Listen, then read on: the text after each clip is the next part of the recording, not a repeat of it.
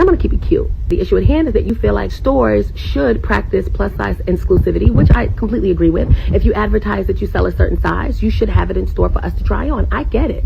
But that's 10% of the problem. 90% of the problem is you. 90% of the problem is that you lack discipline to get down to a smaller size. 90% of the problem is that you don't have to be a 3X. That's a choice. You've been campaigning about this for years. Shit, you even wrote a song about it. And instead of saying, hey, let me get to a healthier version of me, you want to go into Old Navy and H&M and Forever 21 and American Eagle and have a temper tantrum that they don't have a size 3X, instead of focusing on the fact that you don't have to be a size 3X. Everyone should mind their own business, even us, but this comment is on point. We need to address the real problem here and do something about it. You don't have to be a size 3X.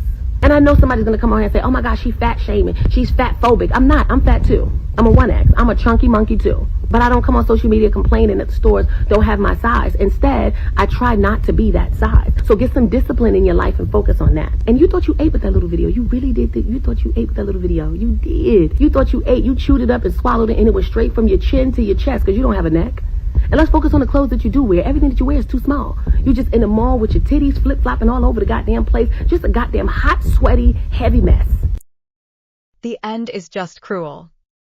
The title of the video is, "The comfort and conviction with which she made this video demonstrates how severe anti-fatness really is, and if she, herself, as a fat person is saying this." Imagine what the stakeholders and leaders of these brands are saying and thinking behind closed doors.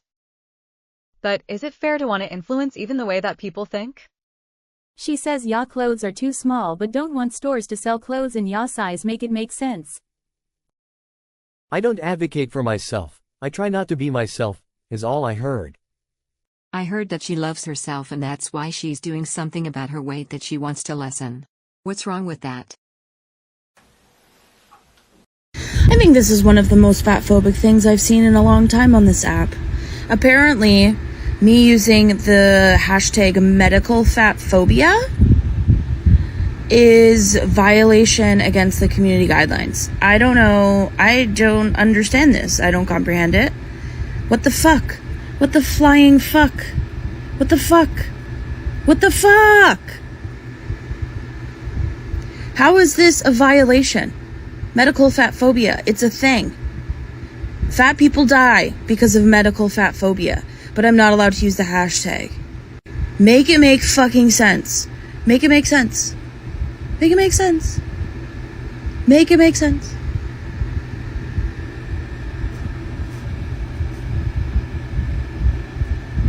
I don't get it. The fuck? Maybe TikTok started to fight misinformation. Maybe your whole profile should be banned. But where would I find entertainment that way? Never mind. How long until us existing breaks community guidelines? Fatjoy was removed from a few of my videos recently. TikTok is fatphobic, that is all there is to it. Facts. Do I regret getting a large red beans and rice from Popeyes and eating just that for dinner and I'm violently ill? Yeah, I do. Am I gonna do it again? Yeah, I am. That's your general relationship with food. We get it. Me after every trip to Taco Bell. IBS girly gang. BRB finding a toilet. May the odds be ever in your favor. You see how Walmart has their plus sizes in the front of their store?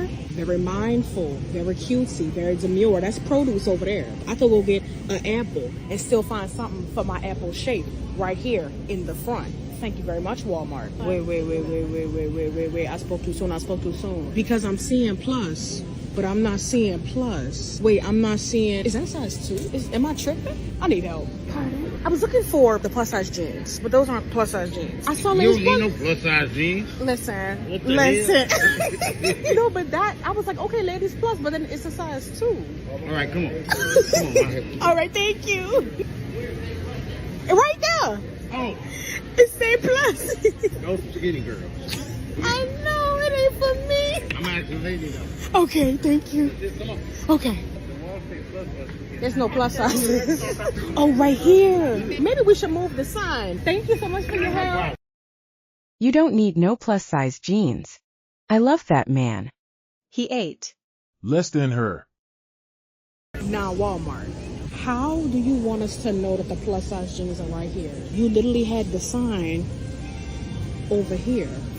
I'm sick of it. I'm really sick of it. And what is it right next to? Clearance. Clearance. Yep. What does that say? Over it. Don't piss me off. That doesn't explain why him saying she doesn't need her size is good. The level of fat phobia where people would rather defend multi-billion-dollar industries and like corporations that rule the world over even just agreeing with a fat person that maybe they should have access to things. So for example, I've seen many a person on this app say, well, why should H&M stock your size in store? If you want to shop in store, then you need to lose weight. Like, are you being paid by H&M to say that? In what world does stocking extended sizing impact you? It's not about picking a side. It's about what is logical and what not. Impact you. Take anything away from you.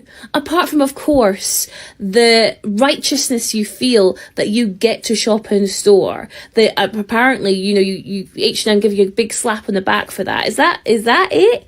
Is that it? You assign so much of your own self-worth at the idea that a fat person goes, hey, I'd love something in my size, please. You go, well, you can't have it because only I can have it because I've been a good person and I am the size I am meant to be that H&M has dictated. No, I think people just don't agree with you.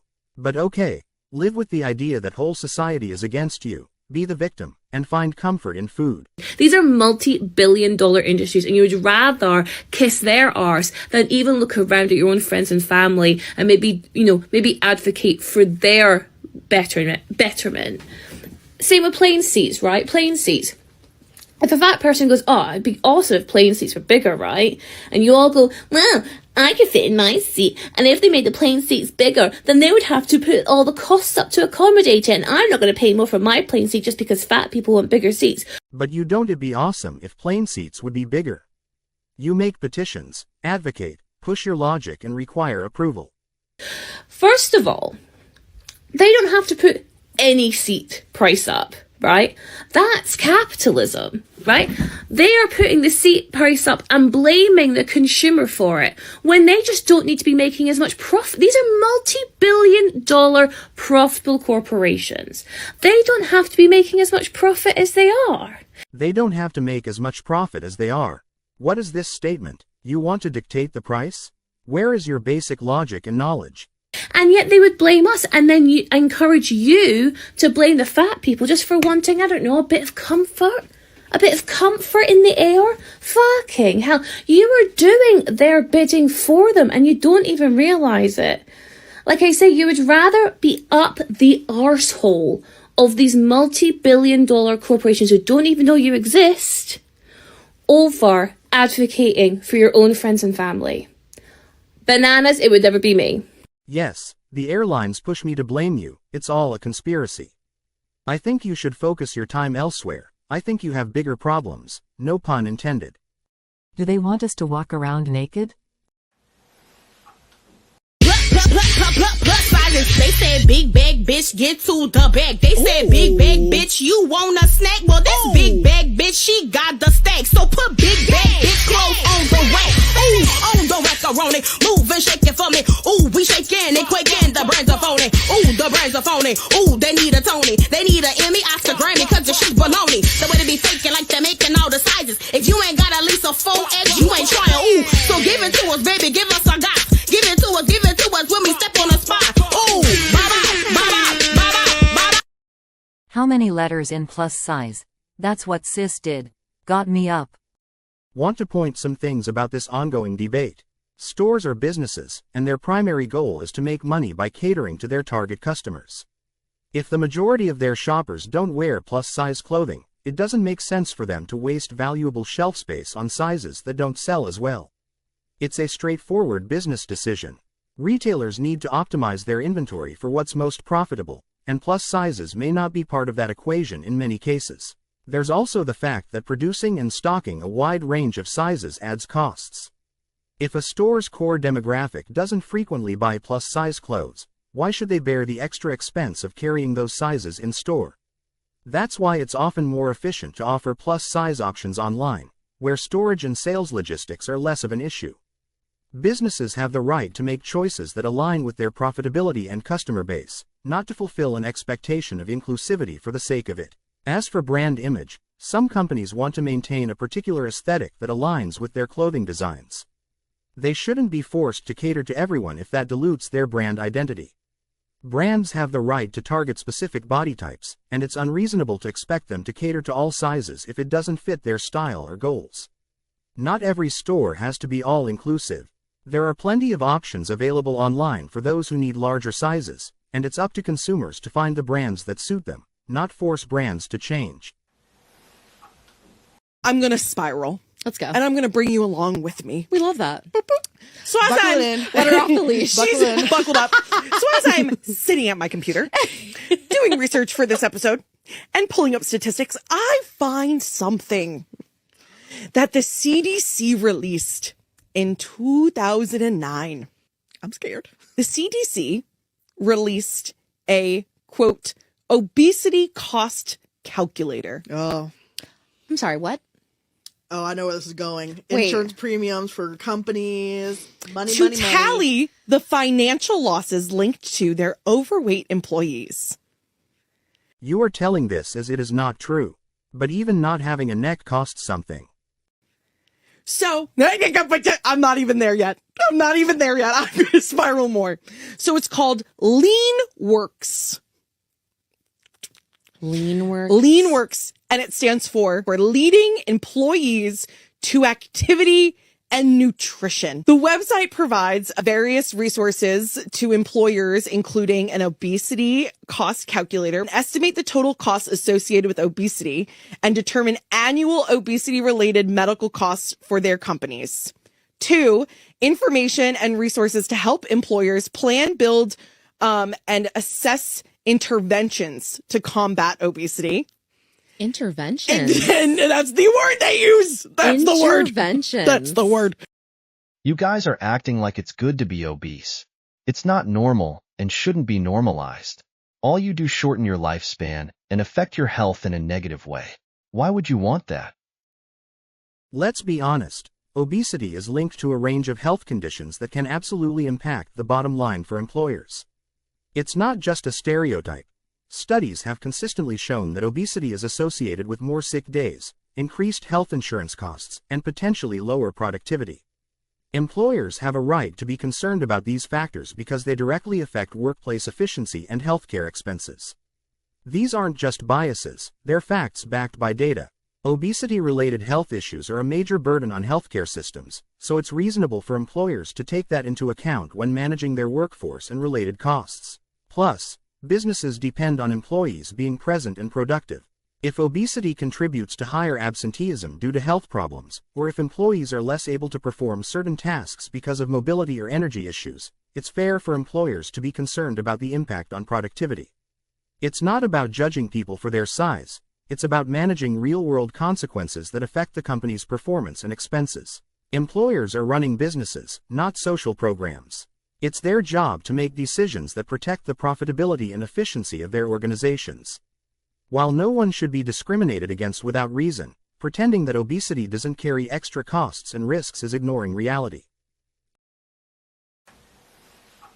Or marry a plus-size girl. Oh, yes, because beauty is within. These videos keep popping up on my For You page, and they really bum me out. And it's not because of, like, the ratio of yes to no answers at all. It's more because the responses make it so clear that, like, 95% of people do not put any, like, seriously critical thought behind, like, their own perception of what fatness means and like how fat phobia shows up in their life and in their dating life. But it is about preferences. Why should people overthink it? You would or you won't, that's it. You may be a garden troll, but I can still love you for your personality. Bro, that's not the compliment you think it is. WTF is the right answer? I find your morbid obesity so attractive. Get outta here. I'm gonna explain why. So in all of these videos, I feel like there's like 4 different categories of answers that range from like least offensive to most offensive. I'm going to start with the one that annoys me the absolute most. And it's actually the people that, like, when they're asked if they would date a plus size boy, girl, person, whatever, they say yes, and then immediately follow it with, oh, because looks don't matter. All that matters is what's within. This answer annoys me the absolute most because you are essentially implying that it's impossible for someone to find someone in a bigger body attractive. Not someone. They do not find someone in a bigger body attractive, but would date them because of X reasons. My ex would always say, well, looks don't matter. I'm attracted to other things, okay? So you're saying you don't find me physically attractive, huh? What did you want him to say? Oh yeah, I'm attracted to fat people? In a bigger body attractive. I personally feel like this response is way more insidious than someone saying no because it's not my preference. The next category of answers that I think is like maybe a little bit less offensive than that one, but still drives me crazy, is the answer, no, I wouldn't. And the reasoning being, oh, because I live an active lifestyle, I live a healthy lifestyle, and I want someone that matches my lifestyle. Perfectly reasonable answer. But let's hear what is the problem here. You're not fat, you're beautiful, I'm actually both. Not you, but some people maybe. Answer, no, I wouldn't. And the reasoning being, oh, because I live an active lifestyle, I live a healthy lifestyle, and I want someone that matches my lifestyle. This one drives me crazy because it's sort of veiled in the idea of like, oh, I just have a preference and it's okay to have a preference. I want someone who matches my lifestyle. The problem with this one is, though, that your premise that fat people are inherently not as active as you or don't take as good of care of themselves or aren't as healthy as you is just entirely false. I'm not going to go into like why that's false, but like if you do any further research, you know that fatness is not causational to what your lifestyle is or looks like. But how can you say this? Of course, fat people do not care about their bodies enough, otherwise they wouldn't be fat. And of course, they are not active if a pair of stairs makes them lose their breath. And really, it's just perpetuating like stereotypes. The third category of responses that I don't necessarily find like particularly offensive, I just think it's sort of like naive or like willfully ignorant, is when someone's like, oh, well, you wouldn't ask me if I would date a skinny person. Why are you asking me this question? You shouldn't even be asking me this question. It shouldn't even matter. I'm gonna have to make a part 2. I feel like half the dudes would likely have different answers if the camera wasn't on them. Yes, every answer is so backhanded and they serve it to us as if we're starved. Should cheer and lap it up. Oh, nobody thinks you're starved.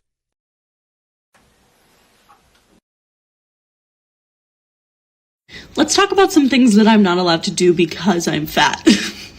Take that with a grain of salt. I'm not saying I can't do these things. I'm just saying when I do, I always get some interesting responses. Starting out strong, if you're fat, you're not allowed to say that you're fat because people will say, you're not fat, you're beautiful. Like, when did I say I was ugly? Seriously, fat's not like a bad word. It's just factual. Like, I'm just fat. Like, it's gonna be okay. I'm never allowed to think that a boy is flirting with me. I feel like I have said to my friend, like, I'll have someone actually flirt with me, and I'll be like, this guy I feel like is flirting with me, and they'll be like, really? Like, do you think so?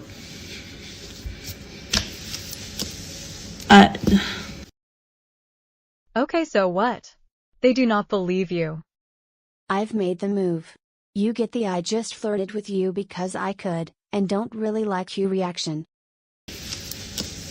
I've literally had friends, like some of my best friends in high school had their boyfriends would flirt with me, like actively flirt with me, but it was just like funny. Like it's just Michelle.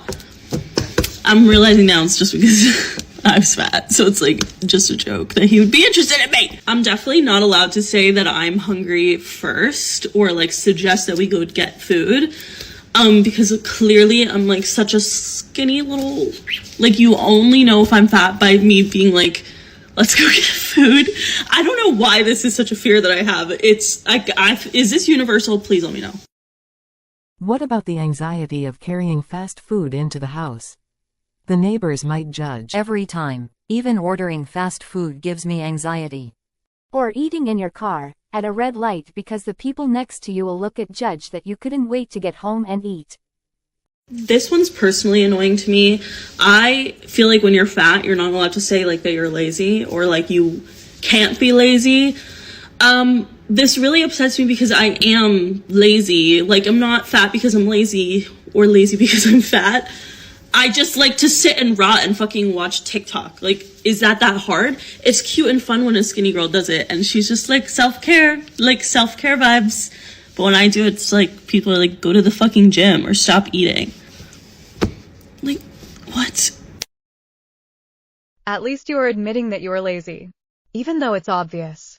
But do not accept, strive for more.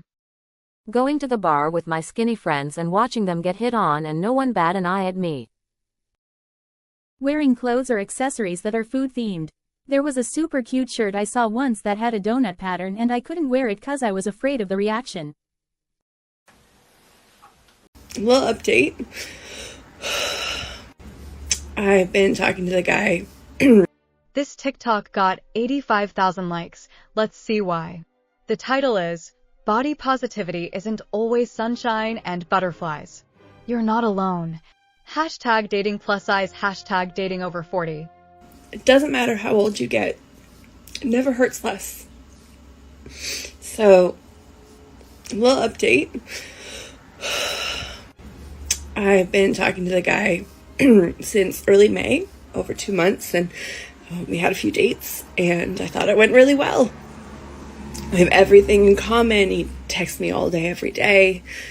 Same shared values, same life goals, same interests, really good banter.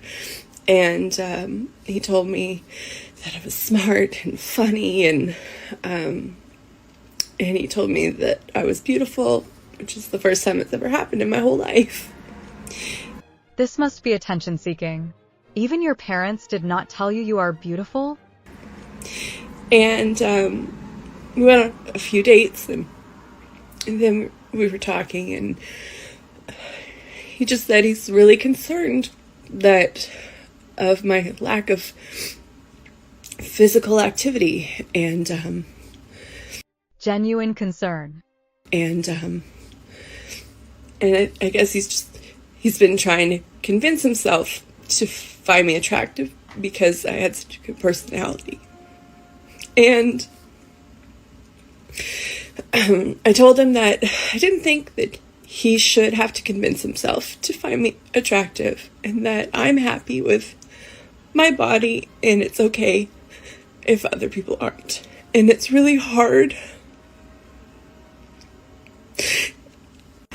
Wait, if you are happy with your body and it's okay that other people aren't, why do you make this video? If everything is okay, why the emotions? Or you lied to him and you as well are concerned about the lack of physical activity. It's really hard. I know it's the right thing, and I do believe that. It just is never easier. When you're dating and you're plus sized, it never really gets easier. And I'm sharing this because I, of course, turned to my girlfriends, but I forgot for a minute that they're all very beautiful and thin, and they've never had guys on the internet or just in life to their face tell them that they were ugly before. And But he did not say you were ugly. He said he did not find you attractive. So I know that there's a lot of other people like me on TikTok because I've seen a lot of you, and it's okay if it hurts. And you're not alone. And I really hope that one day we can get beyond fat phobia, and maybe I'll meet someone. So you post this because there are similar stories on TikTok. And how is this fat phobia? You dated, and somewhere along the way he understood what a life of obesity would be and gave up. He was being honest and he was concerned of the health issues that come with being overweight. Health issues can take a toll on a relationship. Assuming that being fat is a health issue is the problem here. Many fat people are internally very healthy and active.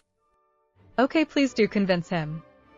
People that tell you the truth even if it hurts your feelings, do love you.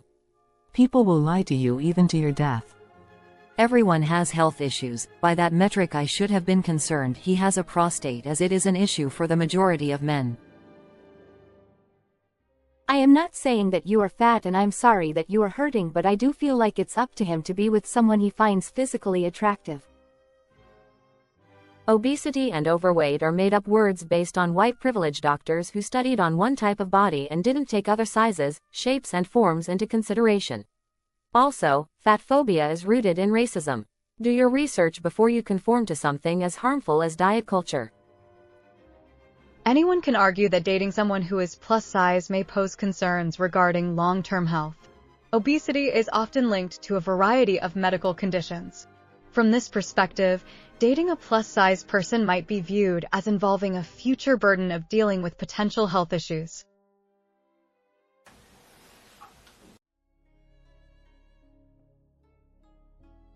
I was just reminded that 9 years ago today, I had the first, how do I get these words out? My first experience dating as a fat person, and I was in high school and I was just a baby, and I wish I could go back and hug her. Way too young to be on dating apps, but it's right when they first came out.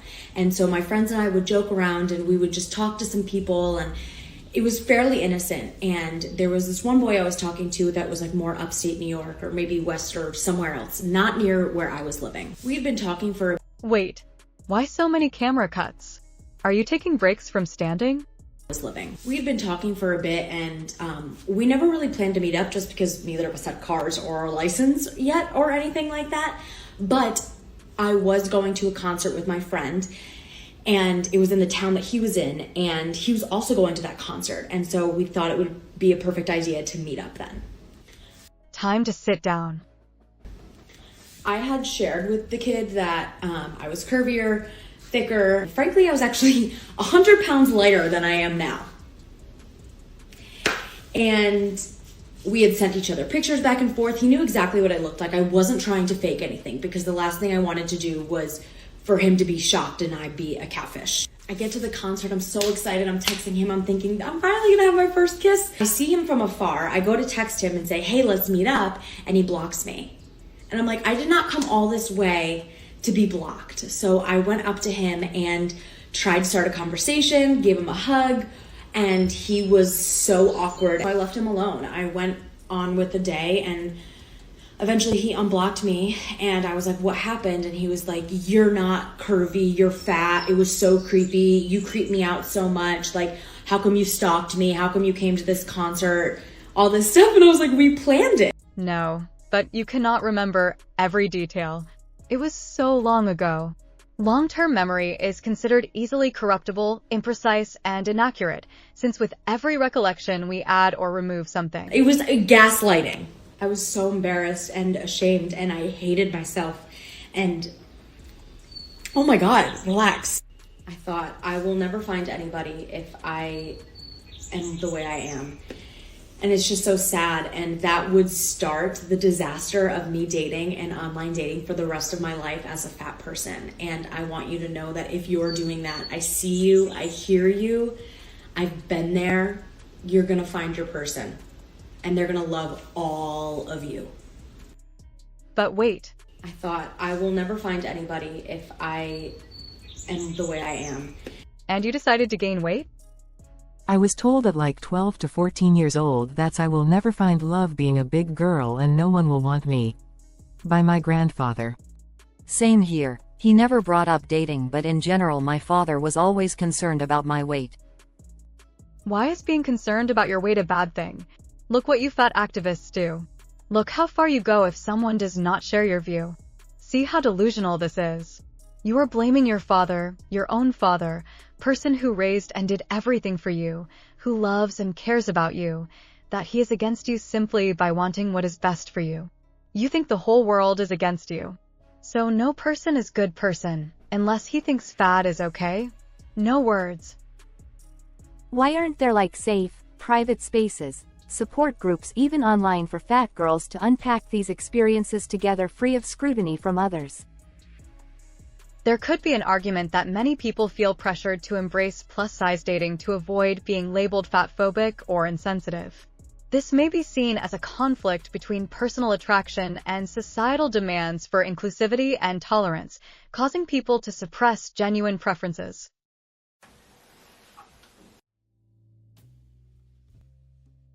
Okay, I really am curious and feel like I need to know if anybody else feels this way. And I am probably specifically talking to my girls on this one, my plus size girls especially, but there is like a compliment that I get mostly from men, I feel like, in dating that rubs me a weird way. And I don't know if it's a just me thing. I think it relates to my experience dating as a plus size woman, existing as a plus size woman, but I'm not sure. And so I'm just so curious. Okay, tell us already. But I'm not sure. And so I'm just so curious if anybody else has similar feelings. But when I am talking to somebody or dating somebody, when I'm interested in somebody and they're interested in me and they call me cute, like they compliment me and say, I think you're so cute. I like you because you're this, this, and that, and you're super cute. It feels weird to me. Like it doesn't feel like I don't feel complimented. I think maybe it feels a little like, oh, you're so cute. Like maybe not demeaning, but like, why aren't you calling me beautiful? Gorgeous. Like stunning. Stunning? Cute because of your appearance. Strange clothes, uncommon colors, childish vibe. Nothing to do with fat. Stunning. But seriously, and here's why I think it relates to being plus size. I've been plus size my whole life, especially in high school. I had such a awful relationship with my body. I did not date in high school. Like I was not asked out. I was not asked to dances. I wasn't hooking up. Like nothing was happening for me in high school. And because I already had such a challenging relationship with myself and truly hated myself, like if I'm being really honest, in so many ways, I just internalized all that as I'm not attractive or desirable and people just don't find me attractive. And I think that made me hypersensitive to like being attractive to other people. What does that even mean? And fast forward to now being 32, my relationship with my body is so much different. My relationship with myself is so much different. I see myself so much differently. I know that I'm beautiful. I know that I'm attractive. I know that I'm a desirable, all of those things. And still, it's kind of an ick for me, if I'm honest, if like in a dating scenario, someone calls me cute, especially a man. It causes such a reaction. And it just makes me wonder, do other people feel like this, especially other plus size people? Do you feel similarly? Or am I just being weird? Or is there like other words or other like compliments that just like don't land for you? Please share. I'd love to know. It feels condescending. I hate the compliment of, I love your confidence. Maybe I'm looking too much into it, but why wouldn't I be confident? I'm also so curious what compliments feel weird to you too. I know we've got stories. You look big enough to take my bragging about his anatomy without getting injured. I hated that one. You are so soft while touching bigger areas, like no, bad touch. Thick, or even worse, thick, really pisses me off. You're probably a great cuddler. I've gotten adorable so many times and I hate it. Turn it back to them and tell them they're adorable too. Cute equals you have such a pretty face. I think cute means, I don't find you particularly attractive, but you're good enough. What I hate even more is you have such a beautiful face, meaning only my face is beautiful but not my body. Unk. See, mine is anytime, actually, is used. You're actually really cute. You're actually so pretty, etc. That's super flattering on you, always reads. That makes you look slimmer. Or when they always only compliment your eyes because it's the one thing that's not influenced by how much you weigh. There's a perspective that there could be concerns that lifestyle conflicts may arise between partners, especially if one person prioritizes fitness and health while the other does not. Someone might argue that these differences in priorities could create tension in the relationship, particularly when it comes to making decisions about diet, exercise, and even family planning, for example, raising children with healthy habits. Someone might also claim that there are potential challenges when it comes to intimacy or maintaining an active, adventurous lifestyle with a partner who has limited mobility due to their size. A fat content creator. It's just a body. And I know the vibes. Something that I find very interesting about being a fat content creator is that I got this comment 1 hour before I got this comment.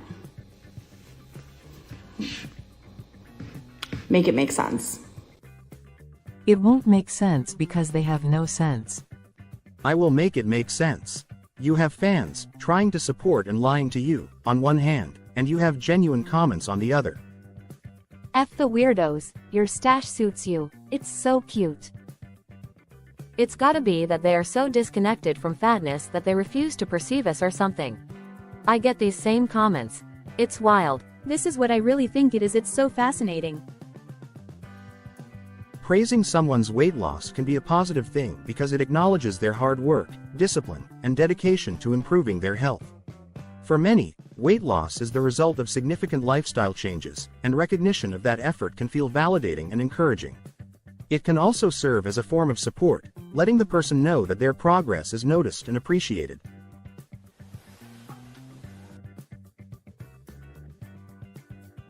You did? Oh wow, yay! Oh my gosh, yay!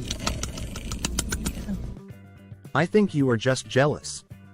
Losing weight can be a challenging journey, but it's definitely achievable and can lead to a healthier, happier life. On average, we get 75 summers. That's it. 75. And I've already lived 33 of them. I would hate to spend 50 of my summers hiding my body and feeling like shit about myself, just to realize by the 51st summer, it's just a body. There's so much more to life than the size of your jeans, than the cellulite on your legs. But isn't it also about health? Doesn't health and quality of life matter for your remaining 50 summers? Isn't being able to move important? Hiding my body and feeling like shit about myself, just to realize by the 51st summer, it's just a body. There's so much more to life than the size of your jeans, than the cellulite on your legs, than the way that your arms look. Everything about your body is just that. It's just a body. I'd rather spend my summers soaking up the sun, wearing what I want, and living for me. Because my perfect body is the one that I have. Because no matter how much I wished away, no matter how much I ate it, it's the only body I'm going to have. And that is why you should take care of it. This encourages complacency. Be better. I love your confidence. Enjoy your life, girl. Embracing self-love while striving for more is the key to nurturing both your spirit and your potential.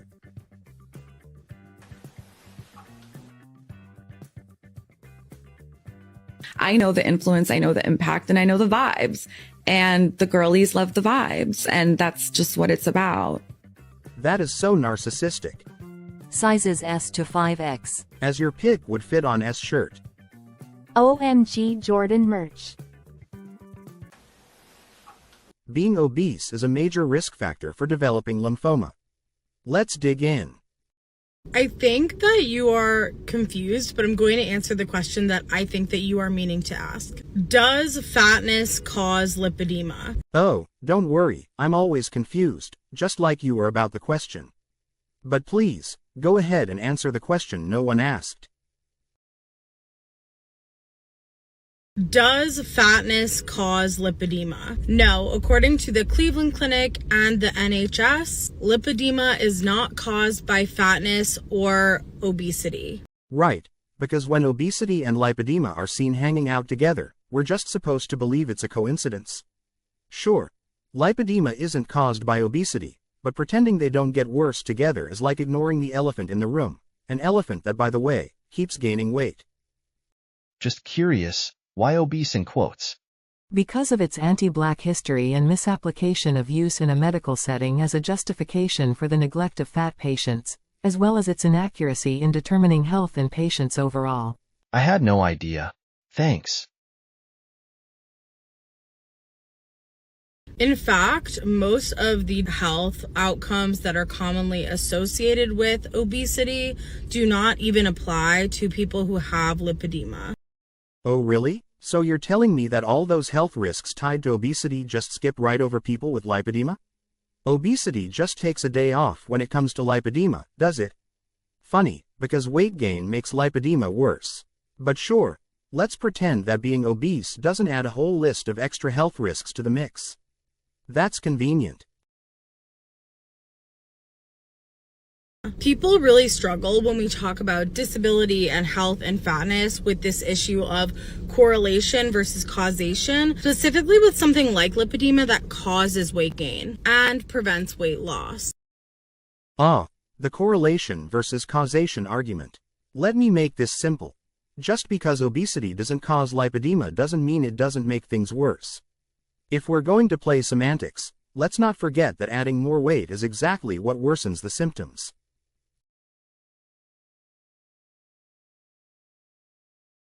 Specifically with something like lipedema that causes weight gain and prevents weight loss. Because most of the people who have lipedema are plus size or fat or obese, there is this misunderstanding that fatness is what causes the disorder. Weight gain and the inability to lose weight? Yep. Sounds like fatness might be playing a role here, doesn't it? But nope, according to her, it's just a misunderstanding.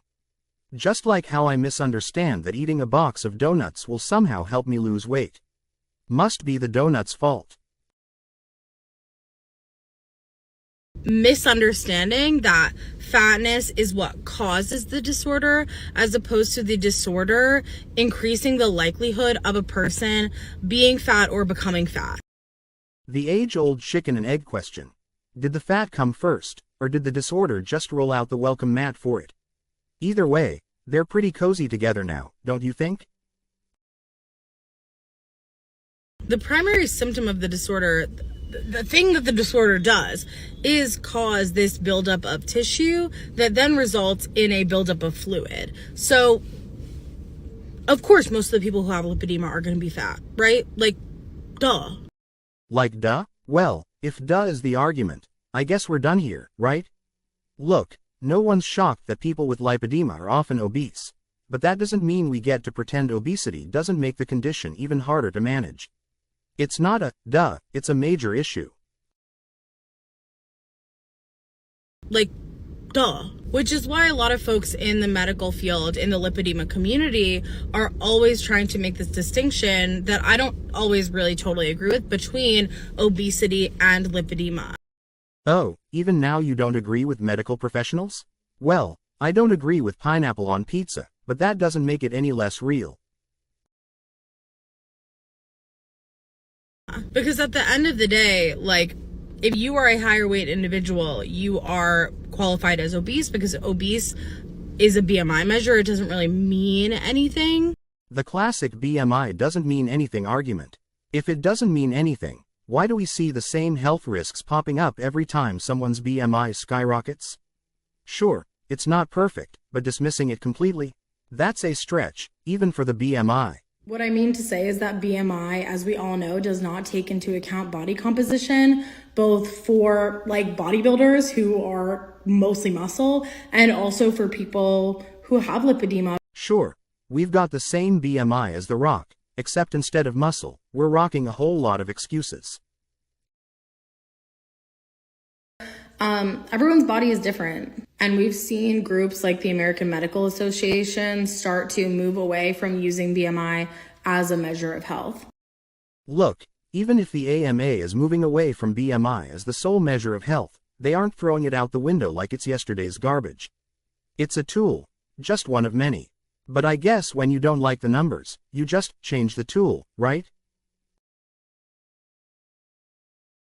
I really recommend everyone look into the creation and history of the BMI, both people who are really committed to separating lipedema from obesity and also people who just buy into BMI as a metric of health, because there's just like a lot in there that might surprise you. So, in summary, obesity doesn't cause lipedema, but being obese sure doesn't help. The condition gets worse when you pile on more weight. Just like adding more toppings to a pizza doesn't make it healthier. Yes, I'm back to pizza analogies. Remember, facts don't care about feelings. If you want more pizza references, don't forget to like. Thank you. All the hobbies we could have chosen, we chose the most expensive one. You are talking about food, right? Gorging have to be your hobby. Eating is the worst hobby you can pick. If the wallet isn't screaming, it's not a hobby.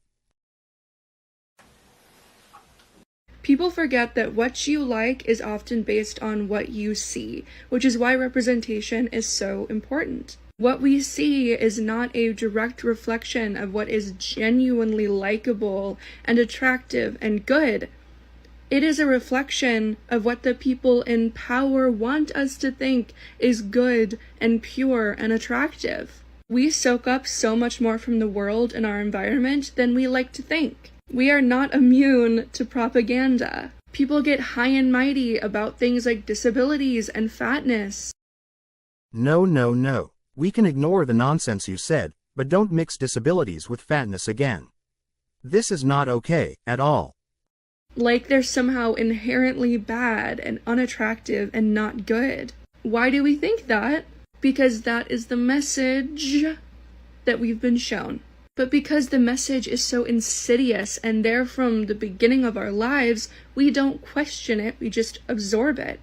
And when we just absorb something from the beginning of our lives, we think it's just common sense. So we don't interrogate it, and we don't want to interrogate it. But these are messages that we are being fed. There is no innate body hierarchy, no truth in this is attractive, this isn't. It is shaped by the media and our culture.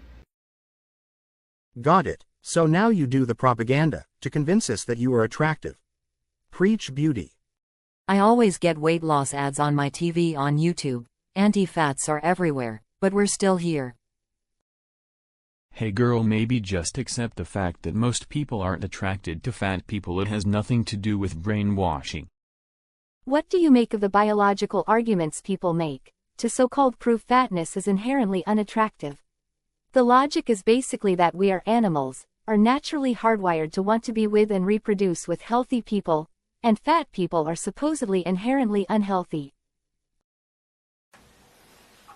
You put your butt on backwards. Get it? Because I have a line going down my stomach. Isn't that so genius and hilarious? If I had $1 for every time some bored, sad stranger on the internet made some variation of that comment about my body, I would have a lot more money. But it's okay because I get to live with the peace of knowing that I will never be sad or miserable enough of a human being to leave horrible comments about a stranger's body. Anyways, here's my little outfit showing off my stomach because it deserves the love.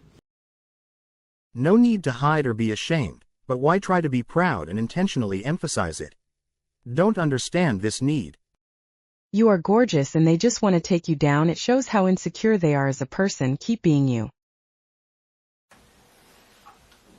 You made these shirts for this demonstration that the CFDA and Vogue are putting on. Fashion for our future. And they stop at an XXL. They don't even come in plus sizes. But you continuously want to censor plus size bodies in your marketing. Oh my God, she mad. She really mad. She's rabid. You think that anger would burn some calories. When you speak with passion and it's perceived as anger. They're mad that they don't have an ounce of your talent or beauty. There is nothing wrong with being yourself and living in a larger body. No matter what society and diet culture says. Well, that is somewhat inaccurate. The wrong part about living in larger body is the health. No one says don't be yourself, but we as people should always try to improve and strive for more. That's also part of how society moves forward, I guess. At the end of this video, I wanted to share some truths about how fast food actually makes you hungrier. That cheeseburger and fries combo isn't just giving you extra calories, it's actually tricking your brain and body into wanting more. We'll break down exactly how it happens. So, let's start with how hunger works. It's all about communication between your brain and your stomach. Your body releases hormones like ghrelin, the hunger hormone, to tell your brain it's time to eat. Once you're full, your stomach sends signals back to the brain, releasing hormones like leptin that tell you, "Hey, I'm good, stop eating." But here's the thing, fast food messes with that entire system. The way fast food is engineered hijacks your body's natural hunger signals and makes you feel hungrier even after you've eaten. Sounds crazy, right? We'll look at why. The key villains in fast food? It's that magical combination of sugar, fat, salt, and additives. Fast food is loaded with these ingredients, and they interact with your brain in a pretty sneaky way. When you eat fast food, these ingredients activate the brain's reward centers, releasing dopamine, the feel-good hormone. It's almost like a mini high. Also, fast food is often packed with refined carbs, think white bread buns, fries, sugary drinks. These carbs cause your blood sugar to spike quickly, and when that happens, your body releases a flood of insulin to bring those levels back down. But after that spike comes the inevitable crash, leaving you feeling sluggish, tired, and, you guessed it, hungry again. This roller coaster of blood sugar levels tricks your body into thinking you need more food to regain energy, even though you just ate a large meal. Fast food is often what we call calorie-dense but nutrient-poor. That means you're getting tons of calories but very little in the way of vitamins, fiber, or protein, the stuff that keeps you full and nourished. When your body doesn't get the nutrients it needs, it keeps sending hunger signals because it's searching for those missing vitamins and minerals. So, even after a fast food meal, your body might still crave more food in an attempt to make up for what it's missing. Let's end with the psychological effects of fast food. Fast food packaging, advertising, and convenience all play a role in decision-making. Bright colors, catchy jingles, and the sheer availability of fast food make it a go-to option, even when you're not really hungry. When you're constantly exposed to these cues, it becomes easier to choose fast food and harder to make healthier choices. What's actually outrageous here is that we're forced to pay twice for the same accommodation anyone else gets with just one ticket. Maybe because you're the size of two people? Two is generous. This isn't about giving fat people more, it's about accommodating basic needs. In Canada, they have a one-person, one-fare policy because they get it. In Canada, people who need more space aren't paying extra. They're paying for the space their body needs, no extra charge for something that should be basic. Meanwhile, in the US, fat people are still being forced to pay double for what should be a standard accommodation. And let's not forget, airline seats keep shrinking every year, making it even harder for people who already need extra space. Why is it that other countries, like Canada, recognize this as a basic need, but here in the US, airlines are still making money off our discomfort? It's time they stop profiting from our bodies and start treating everyone fairly. If I'm ever big enough to need 2 seats, it will be my wake-up call. It's like me and my coworker get paid the same money for the same job. But I spend more money, so I should get paid more by your logic. You're twice the people. More like triple. Yet you voluntarily pay way more than twice for food than an average person. Let's face it, this is satire, and she is probably just here for the bucks to buy some of her basic needs, which is probably the whole menu of McDonald's.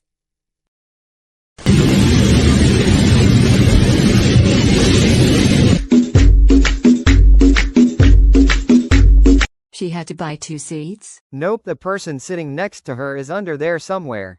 2 airplanes. Brandy Melville making bigger sizes? Let's go see. Wait, so is everything actually one size fits all? Oh Lord. Is there a fitting room? Yes. Okay. Thank you. Okay, first of all, this is a runway. And second of all, watch me work. They said big bag bitch, get to the bag. They said big bag bitch, you want a snack? Well, this big bag bitch, she got the stack. So put big bag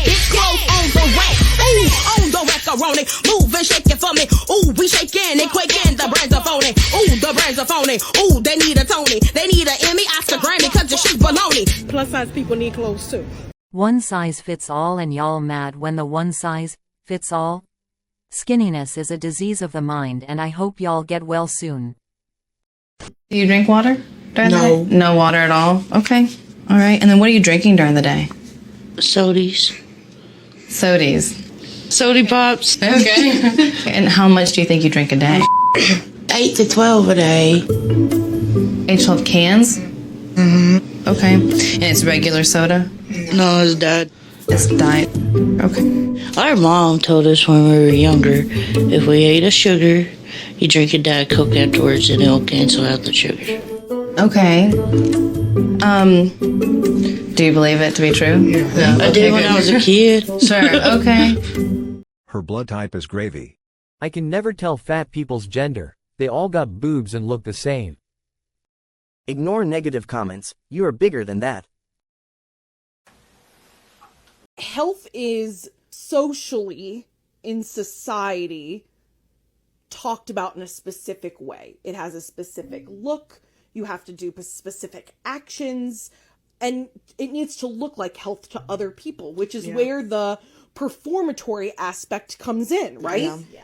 You need to look like you are working to achieve health. Yeah. I think it's so important to reiterate that it does not matter the size of your body. You can be unhealthy at any size. Yes. Mm-hmm.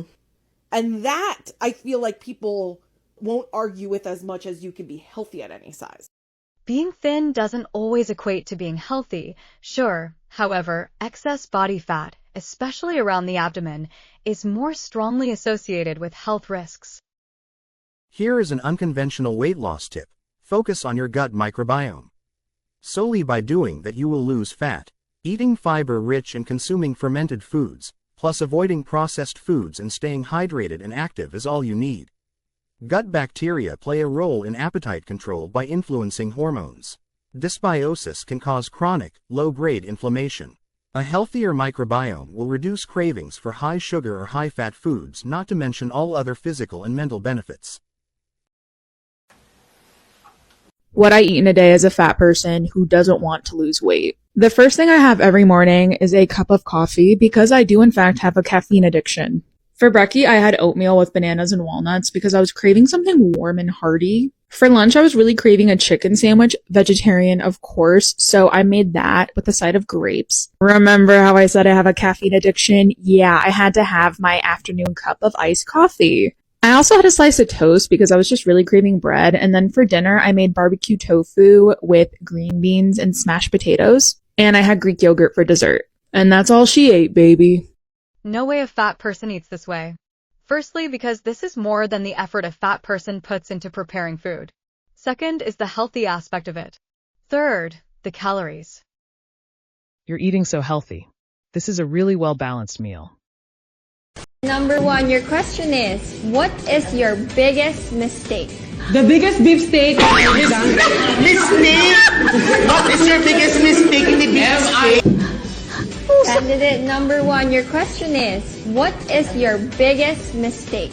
The biggest beefsteak. Mistake? What is your biggest mistake in the beefsteak? Mistake. Again, the question is, what is your biggest mistake? She is hungry. She's not hungry. She is hunger. They literally killed her confidence. She thought she had it. Easiest question she's ever asked. Sorry, English is my second sandwich. Fat people have great sex too, just like anyone else, and are more than capable of having great sex, life, end of story. The idea that fat bodies aren't desirable or can't have fulfilling sex lives is outdated and harmful. We have sex just like anyone else. It's about communication, comfort, and finding what works for both of us. It's 2024, let's stop assuming what people can or can't do based on their bodies and start respecting how we all experience intimacy. Poor bed. Can you please make a highly detailed video explaining how? I'm a scientist. End of story. Then continues to explain the story.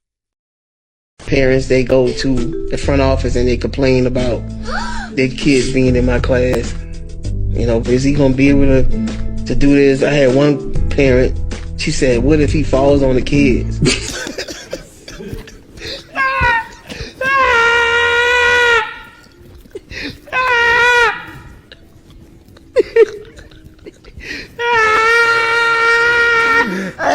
Is that sound the kid he fell on? The cameraman took that wide angle just when he said that. We needed a visual. Here is a weight loss tip. Focus on sleep. By prioritizing 7 to 9 hours of quality sleep each night, you can optimize your body's ability to regulate hunger, burn calories, and reduce cortisol, which promotes fat storage. So here's the thing. Fat people are not the supporting cast in the little movie that is your life. We're not your mommy. We're not your therapist either. We're not your little wingman at the bar you can abandon as soon as you find some dick. We're not your stylists. We're not going to go to the mall with you and only visit stores that carry clothes in your size. And we're happy to have you in our little movies. But if you want to be in them, here's what you're going to do. Educate yourself on fat politics and fat liberation. Actively ask us about our dumb little crushes and love interests. When you ask us to dinner, choose a restaurant with accessible seating. Provide accessible seating in your own home. Advocate for your fat friends whenever you can, and remember, friendship is reciprocal. What is this us versus them mindset? I don't have to do anything. If my friend happens to be fat, then that's just what it is. I am not gonna do something I wouldn't do for others. I don't eat that kind of meat. I haven't really eaten it since I've been here. You're not gonna fade away. You're gonna be fine. I still have to eat something. No.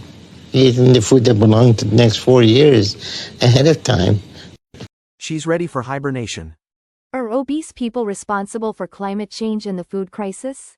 If they eat enough for 10 people, how much pollution are obese people responsible for? Your worth is not determined by the size of your body. Just because diet culture runs that way doesn't mean the rest of the world does. But your body and appearance tells a lot about your character. That's a fact. Facts. I'm getting sick of weight loss and people who do it in general. My question to you guys is... I ain't answering no motherfucking question. Ooh. Mr. White, what would be the first meal that you would feed me? Salad. Wait a minute. Not even salad. Air, the water. Something that doesn't have calories. Another weight loss tip. Meal prep is effective for weight loss because it helps control portion sizes, ensures balanced nutrition, and reduces reliance on unhealthy, last-minute food choices. By planning and preparing meals in advance, you can maintain a calorie deficit, avoid overeating, and stick to your dietary goals. It also saves time, minimizes food waste, and keeps you consistent, which is essential for long-term weight loss success. Airlines make their products smaller every year. Then they blame us for not fitting. If your car got smaller every year, wouldn't you be pissed? Seats are getting smaller, seatbelts are getting shorter, and they pack us in tighter so they can make more money. But when we can't squeeze into their tiny seats, it's somehow our fault. I'm done letting airlines make us the problem when it's them causing it. What is this comparison with my car? Been working for a major USA airline for 30 years. People have gotten bigger faster than seats getting smaller. That's the real problem. Blaming passengers for not fitting into a flawed system is wild. Maybe after 30 years, it's time to stop making excuses and start advocating for real solutions. I see a much bigger problem. When was the last time that you had a period? You don't remember. Okay. There could be a slight chance I might be pregnant now. Really? And why do you say that? I've been craving weird things that I'm not normally craving? Yeah. And now you crave it.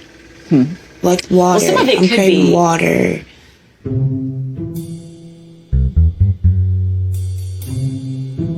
Yeah. Bet you ain't pregnant, you're thirsty. You're just thirsty, bitch. Go drink you some water. It'll be alright. Or diabetic. My mom told me that if a man finds a fat woman attractive, then there is something wrong with them. Which really made me think any guy interested in me was mentally unwell. I got this message too, and I internalized it in a really specific way. Basically, I was like, if anybody who likes me has something wrong with them, I don't want them, because I know that inside I'm actually fantastic, but I'm fat on the outside, so obviously no one's gonna want me, whatever. But I had pretty unshakable self-confidence in my own intellect, in my own personality, in the fact that I was interesting and creative and smart. So I was not gonna settle for somebody who wasn't those things, and I didn't want that in the world. Like, I didn't want to show up to the world in that way. So I started to believe that any dating that I did was me like conceding that I had low self-esteem. Any acceptance of any kind of attention was me being like, that's correct. I am low value. Like, that's how I read it. So I boycotted dating. And I did that for 22 years. And honestly, I did what I had to do, man. But I know that's not the necessarily healthiest thing, but that is where it came from. The belief that anybody that I dated would be below me because they would be attracted to me. And so it was this kind of catch-22, and the only option for me was to completely say no to dating and step out of it. Well, there is fat fetish for sure, and a fetish may be regarded as a mental disorder. I feel like her comment represents the mindset of 99% of fat women. That's how society makes us feel. They also demonize the people who do find us attractive. So, where should we eat today? Oh, awesome! You brought lunch for everyone?